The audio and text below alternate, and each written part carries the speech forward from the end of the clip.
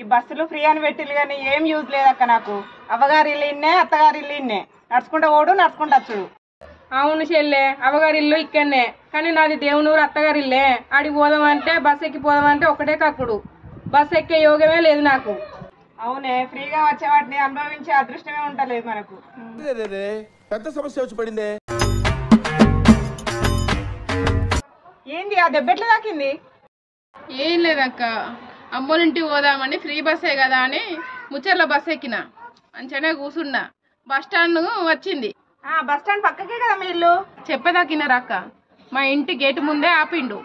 ఇక్కడ దాకా వచ్చినావు కదా, గేటు దాటి మా ఇంటి గడప ముందు దింపుమన్నా. అబ్బా ఏం వాడకవయ్యా.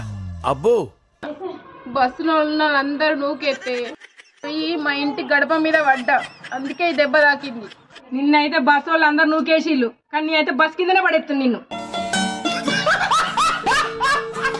అప్కేటో పోయినట్టున్నది కదా. సౌండ్ వస్తానట్టున్నది. అయ్యో ఎప్పుడు వచ్చిల్లే మీరు? ఇప్పటిదాకా ఎటుపోయినవే? చేతిలో కవర్ ఏంటిదక్క? అబ్బో 5,000 చీర అంటే అది లాక్కుంటది. 500 చీర అని చెప్తా, చీప్ అంటే ముట్టుకోదు.